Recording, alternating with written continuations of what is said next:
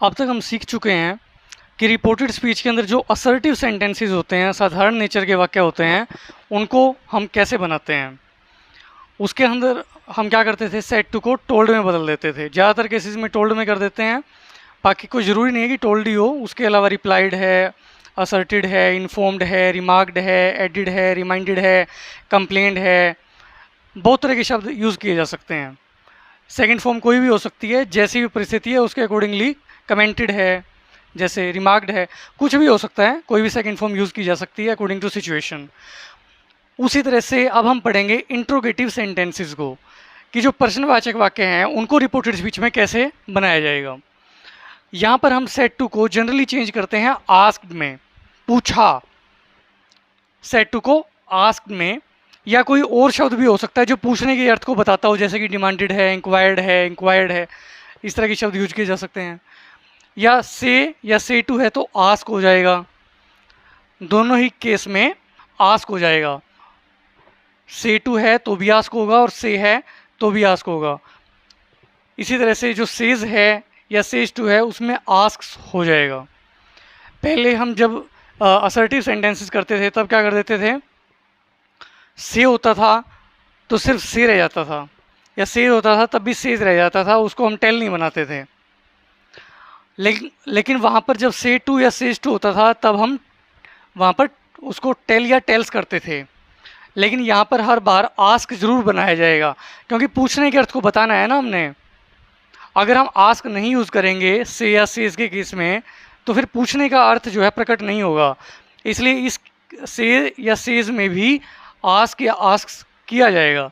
इसमें तो करेंगे ही, जिसमें टू लगा हुआ है कि से टू या सेज टू, उसमें तो आस्क या आस्क किया ही जाएगा। लेकिन से या सेज है तब भी आस्क या आस्क किया जाएगा, क्योंकि हमने पूछने के अर्थ को दिखाना है। अब इतना करने के बाद एक तो क्या चेंज आया कि टोल्ड की जगह आपने आस्क्ड का यूज़ कर दिया। दूसरा, कंजक्शन हम वहाँ पर क्या लगाते थे, दैट लगाते थे। लेकिन यहाँ पर जो कंजक्शन है या तो हम लगाएंगे इफ़ या वेदर में से, या तो इफ़ लगा दो या वेदर लगा दो, कोई भी लगा सकते हैं। ज़्यादातर इफ़ का प्रयोग किया जाता है क्योंकि इफ़ छोटा होता है, लिखने में सुविधाजनक होता है, कन्वीनियंट होता है, तो ज़्यादातर हम इफ़ का यूज़ करते हैं। लेकिन इफ़ या वेदर इसका यूज़ कब करना है, जब जो क्वेश्चन है जो डबल इन्वर्टेड कोमा के अंदर आएगा डायरेक्ट स्पीच के अंदर, अगर वो क्वेश्चन स्टार्ट होता है किसी हेल्पिंग वर्ब से। When our question begins with any helping verb, किसी सहायक क्रिया से शुरू होता है, जैसे कि जैमार, was, were, shall, will, do, does, did, has, have, had, या कोई मॉडल वर्ब भी हो सकती है, should, would, can, could, may, might, must, dare, इस तरह से कोई ना कोई मॉडल वर्ब हो या कोई अन्य हेल्पिंग वर्ब हो, क्योंकि मॉडल वर्ब्स भी हेल्पिंग वर्ब्स ही होती हैं। तो उस केस में हम कंजक्शन दैट तो इसमें लगेगा ही नहीं, यहाँ पर लगेगा इफ़ या वेदर। लेकिन कब, जब क्वेश्चन बिगिन हो किससे, हेल्पिंग वर्ब से। लेकिन यदि क्वेश्चन जो है वो किसी WH क्वेश्चन वर्ड से शुरू हो, जैसे what, when, where, why, who, whose, whom, which, इस तरह के जो क्वेश्चन वर्ड्स होते हैं, what, when, where, why, who, whose, whom, which या हाउ, इस तरह के जब क्वेश्चन वर्ड से कोई क्वेश्चन शुरू होता है, हेल्पिंग वर्ब से नहीं, किसी WH क्वेश्चन वर्ड से, तब ऐसे केस में हमें किसी कंजक्शन की ज़रूरत ही नहीं है। वो WH क्वेश्चन वर्ड खुद ही कंजक्शन का काम करेगा, यानी WH क्वेश्चन वर्ड यहाँ पर खुद ही कंजक्शन का काम करेगा। यानी उस केस में हमने इफ़ या वेदर भी नहीं लगाना, दैट तो लगेगा ही नहीं, इफ़ या वेदर भी नहीं लगाना।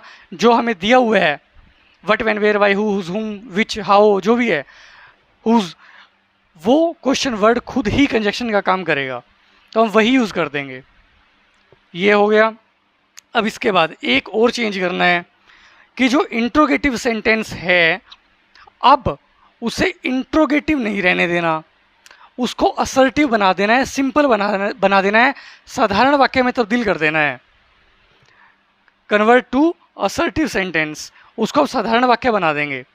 साधारण वाक्य कैसे बनेगा, वो साधारण वाक्य बनाते समय जो आपकी हेल्पिंग वर्ब है वो सब्जेक्ट के बाद चली जाएगी।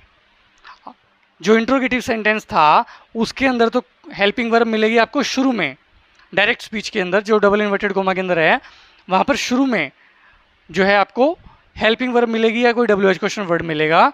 लेकिन जब आप उसको असर्टिव में बनाएंगे, साधारण वाक्य में बनाएंगे, तब वो जो हेल्पिंग वर्ब है वो सब्जेक्ट के दूसरी तरफ चली जाएगी, सब्जेक्ट से पहले नहीं लगेगी, बाद में लगेगी। तो असर्टिव सेंटेंस में आप एक तो क्या कर देंगे, हेल्पिंग वर्ब जो है आफ्टर सब्जेक्ट कर देंगे, आफ्टर सब्जेक्ट।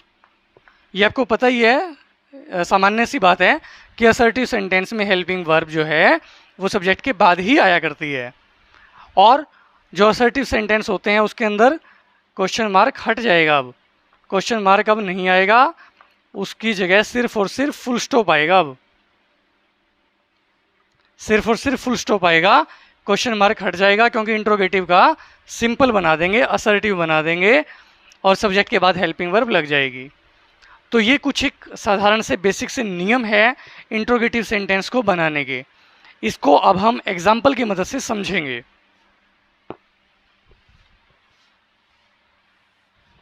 जैसे कि ये एग्जाम्पल है कि he said to me do you sing a song, उसने मुझसे कहा कि क्या तुम गीत गाते हो, do you sing a song. तो इसका हम क्या बना देंगे कि उसने मुझसे पूछा कि क्या मैं गीत गाता था। तो इसको कैसे बना देंगे, ही सेड टू का हो जाएगा asked, he asked me if. Helping verb do से शुरू हो रहा है ये सेंटेंस, तो हम कंजक्शन इफ का यूज कर देंगे, या वेदर भी लगा सकते हैं। ही asked me if I sang a song और फुल स्टॉप। प्रेजेंट इंडेफिनिट का सेंटेंस था, क्योंकि ये पास्ट में है तो हम प्रेजेंट इंडेफिनिट को पास्ट इंडेफिनिट में कन्वर्ट कर देंगे, तो इसलिए हमने सेकंड फॉर्म का यूज़ किया।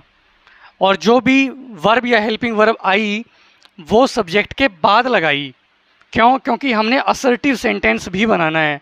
तो आई sang अ सॉन्ग, ये क्या बन गया, एक असर्टिव सेंटेंस बन गया पास्ट इंडेफिनिट का, कि मैंने गीत गाया, एक साधारण किस्म का वाक्य बन गया। अब ये इंट्रोगेटिव नहीं लग रहा ना, तो इसी तरह से हमने बनाने हैं। लास्ट में फुल स्टॉप लग जाएगा, क्वेश्चन मार्क हट जाएगा, असर्टिव सेंटेंस बन जाएगा। यहाँ पर सारे काम एक साथ होंगे, यहाँ पर टेंस भी चेंज करने हैं, यहाँ पर प्रोनाउन भी चेंज करने हैं, यहाँ पर इंट्रोगेटिव का असर्टिव भी बनाना है, यहाँ पर आस्क का भी यूज़ करना है, यहाँ पर कंजक्शन भी चेंज कर देनी है, इफ़ या वेदर या WH क्वेश्चन वर्ड, यानी सारे काम एक साथ हो रहे हैं अब। यानी कि अगर आपने पहले वाली चीज़ों की अच्छे से प्रैक्टिस नहीं की है तो यहाँ पर आप कंफ्यूज हो सकते हो। यहाँ पर हो सकता है कि आप एक दो चीज़ें तो ठीक कर दो, इफ़ या वेदर कर दो, आस्क कर दो, लेकिन यहाँ पर जो है आप इसको असर्टिव सेंटेंस बनाना भूल जाओ, आप इंट्रोगेटिव को जो है सेम का सेम पड़ा रहने दो। तो ऐसा नहीं करना, यहाँ पर सारी चीज़ें एक साथ अप्लाई करनी है, टेंस भी चेंज करने हैं, प्रोनाउंस भी चेंज करने हैं, कंजक्शंस भी बदल जाएंगी यहाँ पर, और इंट्रोगेटिव का सिंपल भी बनाना है। यानी ये हमने ध्यान में रखना है कि जो भी हेल्पिंग वर्ब लगे वो बाद में आएगी अब सब्जेक्ट के, और लास्ट में क्वेश्चन मार्क लग जाएगा, असर्टिव बनाना है। प्रोनाउन भी चेंज करने हैं साथ में, जैसे यहाँ पर यू का आई कर दिया। क्यों कर दिया? क्योंकि ये सेकंड पर्सन था, तो सेकंड पर्सन बदलेंगे ऑब्जेक्ट के अनुसार। ऑब्जेक्ट है मी के ऊपर जंप किया, आई me my mine, I me my mine. अब गाड़ी कहाँ रोकेंगे? ये सब्जेक्टिव केस है यू, तो ये क्या बोलेगा इसको, सब्जेक्ट इसको क्या बोलेगा ये, कि केस मेरा पर्सन तेरा। यानी कि केस मेरा का मतलब है सब्जेक्टिव केस लगा दे भाई। आई मी माई माइन में से क्या छांट लेंगे, सब्जेक्टिव केस, तो सब्जेक्टिव केस आई होता है, इसलिए आई लग गया। और कॉमन सेंस के बेस पर भी आप इसको चेक कर सकते हो कि उसने मुझसे पूछा, तो मुझसे पूछा है ना, मुझसे। इफ का मतलब है क्या, क्या लग जाएगा यहाँ पर, मतलब इसका बीच में आए हुए सेंटेंस के, कि उसने मुझसे पूछा कि क्या गीत गाने के बारे में किसके लिए पूछा गया था, मुझसे पूछा गया था, तो मैं, कि क्या मैं गीत गाता था, इस वजह से यहाँ पर आई लग गया। और रूल के हिसाब से भी आप देख सकते हो मी जो है इसका सब्जेक्टिव केस आई होता है, इस वजह से लग गया ये। इसको देखते हैं, शी सेड टू मी, उसने मुझसे कहा, क्या कहा, why are you disturbing me, तो मुझे क्यों डिस्टर्ब कर रहे हो, क्यों परेशान कर रहे हो।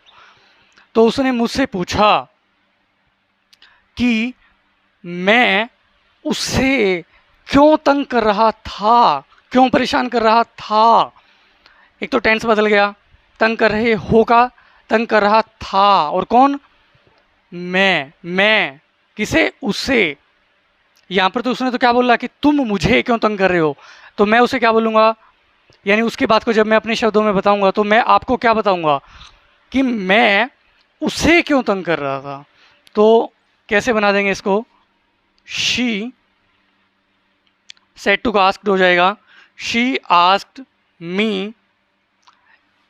अब ये डब्ल्यू एच क्वेश्चन वर्ड है तो इसमें इफ या वेदर नहीं लगेगा, W H question word same का सेम रहेगा। वाई, अब आर जो है ये हेल्पिंग वर्ब है लेकिन ये सब्जेक्ट के दूसरी तरफ जाएगी और टेंस भी साथ में बदलेगा। सबसे पहले सब्जेक्ट लगाएंगे हम, और सब्जेक्ट में भी प्रोनाउन को बदल करके लगाएंगे, जो भी लगना चाहिए वही लगाएंगे बस। तो वाई आर यू, यू सब ये जो है सब्जेक्टिव केस है, सेकंड पर्सन है सबसे पहले, तो सेकंड पर्सन है तो ऑब्जेक्ट के अनुसार बदलेंगे। केस मेरा पर्सन तेरा सब्जेक्टिव केस है तो I me my mine, I me my mine, I me my mine, इसका सब्जेक्टिव केस कौन सा होता है? आई होता है, तो आई लगा दो। वाई आई, अब आर ये इस तरफ आएगा और साथ में टेंस भी बदलेगा। वाई आई एम नहीं करना, आर भी नहीं करना, वाई आई वोज, क्योंकि ये पास्ट में था, रिपोर्टिंग वर्ब हमारी पास्ट में थी तो टेंस भी बदलना है ना। तो टेंस बदलने के लिए हम इसमें क्या करेंगे, ये प्रेजेंट कंटिन्यूस था तो इसको पास्ट कंटिन्यूस बनाएंगे। पास्ट कंटिन्यूस में आई के साथ क्या लगेगा? वो तो लगेगा, वर्ब तो लगेगा नहीं, तो वाई आई वोज,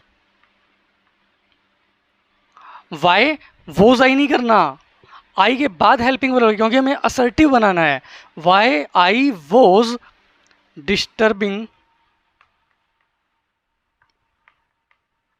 हर, और फुल स्टॉप, कि मैं उसे क्यों तंग कर रहा था। शी आस्क्ड मी, उसने मुझसे पूछा कि वाई, कि क्यों, आई वॉज डिस्टर्बिंग हर, कि मैं उससे क्यों परेशान कर रहा था। ये मी को कैसे बदला? ये फर्स्ट पर्सन है तो फर्स्ट पर्सन को बदलेंगे सब्जेक्ट के अनुसार, यानी मी को बदलेंगे शी के अनुसार, और मी है ऑब्जेक्टिव केस तो शी के ऊपर जंप किया, शी की कुंडली खोलो, she her her her, she her her hers, she her her hers. तो इसमें ऑब्जेक्टिव केस कौन सा है? शी के बाद हर, हर ऑब्जेक्टिव केस है तो इसलिए हर हमने यहाँ पर यूज कर दिया। तो इस तरह से इन सेंटेंसेस को बनाया जाएगा। He said to me will you go with me, उसने मुझसे कहा कि क्या तुम मेरे साथ चलोगे। तो उसने मुझसे पूछा कि क्या मैं उसके साथ चलूंगा, इस तरह से बनेगा। तो ही asked me, if will say शुरू हो रहा है हेल्पिंग वर्ब से तो इफ या वेदर में से यूज कर सकते हैं हम। ही आस्क्ड मी इफ, अब यू का हो जाएगा आई, इफ आई, और विल का हो जाएगा वुड, टेंस भी बदलेंगे तो विल का वुड हो जाएगा, लेकिन ये पहले नहीं लगेगा, जैसे यहां पर तो पहले लगा हुआ था, इसको बाद में लगाएंगे। अब if I would go with him, और full stop. He asked me, उसने मुझसे पूछा कि इफ, कि क्या मैं I would go with him, कि क्या मैं उसके साथ जाऊंगा या चलूंगा। तो ये यू जो था ये सेकंड पर्सन था, इसको चेंज करेंगे ऑब्जेक्ट के अनुसार, यानी कि आपने मी के ऊपर जंप किया, मी की कुंडली खोल दो, I me my mine, I me my mine, will you ये सब्जेक्टिव केस है तो आई मी माई माइंड में सब्जेक्टिव केस कौन सा होता है? आई होता है, तो आई लगा दिया। उसके बाद विल का वुड हो जाएगा, यानी कि ये क्रॉस हो गया, ये तो ऐसे हो गया, ये ऐसे हो गया, यहाँ भी ऐसे ही हुआ था, ये ऐसे हो गया था और ये ऐसे हो गया था। यू का आई हो गया था, आर का वोज हो गया था, यू का आई हो गया, विल का वुड हो गया, लेकिन ये इस तरफ चला गया। अब जो हेल्पिंग वर्ब थी अब सब्जेक्ट के परली तरफ चली गई, क्यों? क्योंकि हम असर्टिव सेंटेंस बनाएंगे। और गो विद हिम, मी का हो गया हिम, ये था फर्स्ट पर्सन, सब्जेक्ट के अकॉर्डिंगली चेंज किया जाएगा। रिपोर्टिंग वर्ब का सब्जेक्ट क्या है? ही, यानी इस मी को चेंज करेंगे इस ही के अकॉर्डिंग। तो आई मी माई माइन, ये मी क्या है यहाँ पर? ऑब्जेक्टिव केस है तो ये क्या बोलेगा कि केस मेरा पर्सन तेरा। इसको क्या बोल रहा है? ये मी ही को क्या बोल रहा है कि केस मेरा पर्सन तेरा। तो केस कौन सा था? Objective case. तो ही वाली लाइन में ऑब्जेक्टिव केस कौन सा होता है? ही, हिम, हिज, ही, हिम, हिज, हिम होता है ना, तो हिम लगा दिया। इस तरह से प्रोनाउन चेंज कर देंगे।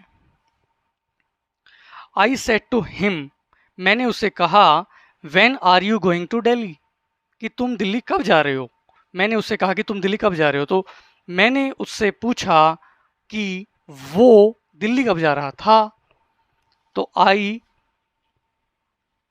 आस्क्ड हिम व्हेन, क्योंकि WH क्वेश्चन वर्ड है तो सेम का सेम कंजक्शन का यूज कर देंगे। आई आस्क्ड हिम, मैंने उससे पूछा कि व्हेन, अब यू है, इसको बदलेंगे सबसे पहले तो व्हेन का हो जाएगा ही, when he was going to Delhi और फुल स्टॉप, इस तरह से बनेगा। तो यू जो था ये सेकंड पर्सन था, तो सेकंड पर्सन को बदलेंगे ऑब्जेक्ट के अनुसार। ऑब्जेक्ट है हिम, तो हिम के अकॉर्डिंगली बदल देंगे। यानी कि ये जो है ये सब्जेक्टिव केस है, तो हिम वाली लाइन में सब्जेक्टिव केस क्या क्या होता है? ही होता है, तो ही लगा दिया। इस तरह से ही आ गया यहाँ पर। तो आई आस्क्ड हिम, मैंने उससे पूछा कि when he was going to Delhi, कि वो दिल्ली कब जा रहा था। यू का ही कर दिया, आर का वोज कर दिया, क्रॉस हो गया। ये जो वोज था ये सब्जेक्ट के इस तरफ आएगा, ना कि इस तरफ, और गोइंग टू दिल्ली लास्ट में फुल स्टॉप लग जाएगा। तो इस तरह से हम बना देंगे। एक बात का और ध्यान रखें कि कई बार जो है ना ऑब्जेक्ट यहाँ पर दिया नहीं होता, रिपोर्टेड स्पीच के अंदर कई बार ऑब्जेक्ट दिया नहीं होता, तो उस केस में हम यहाँ पर कोई ना कोई सुटेबल ऑब्जेक्ट अपनी तरफ से इमेजिन कर लेते हैं, मान लेते हैं, और उसके अकॉर्डिंगली जहाँ पर हमें ज़रूरत पड़ती है प्रोनाउन चेंज करने की, जो भी हमने माना है उसके अकॉर्डिंगली हम चेंज कर सकते हैं, उसमें कोई प्रॉब्लम नहीं है। जो हमारा ये इंट्रोगेटिव सेंटेंस है डायरेक्ट स्पीच के अंदर, ये इंट्रोगेटिव के साथ में नेगेटिव में भी हो तब भी कुछ नहीं करना, असर्टिव ही बनाना है। जैसे do you not sing a song, मान लो ऐसे होता, do you not sing a song, तो क्या कर देंगे, हमने तो असर्टिव बनाना है। ही आस्क्ड मी इफ़ आई, अब ये यहाँ पर पास्ट इंडेफिनिट तो बनाना है हमने और असर्टिव में बनाना है, तो यहाँ पर सेंग तो हो नहीं सकता क्योंकि ये नेगेटिव है। तो नेगेटिव केस में हम डिड का यूज़ करते हैं, डिड नॉट सिंग हो जाएगा, सेकंड फॉर्म नहीं लगेगी। यहाँ पर कर देंगे did not sing a song, इस तरह से कर देंगे। इसी तरह से जैसे ये कि she said to me why are you not होता है यहाँ पर, तो कोई बात नहीं, वाई आई वॉज नॉट कर देंगे। तो नेगेटिव हो तो आप इस तरह से कर सकते हैं। तो इस तरह से आपने देखा कि इंट्रोगेटिव जो सेंटेंसेस हैं उनको जो है कैसे कन्वर्ट किया जाता है डायरेक्ट से इनडायरेक्ट स्पीच के अंदर। हेल्पिंग वर्ब से स्टार्ट हो रहे हैं तो कैसे किया जाता है, WH क्वेश्चन वर्ड से शुरू हो रहे हैं तो कैसे किया जाता है, और इसमें क्या क्या चेंजेस किए जाते हैं। इससे पहले आपको असर्टिव वाले सेंटेंसेस आने चाहिए चेंज करने, टेंस चेंज करने आने चाहिए, प्रोनाउन चेंज करने आने चाहिए, तभी आप इसको कर पाएंगे।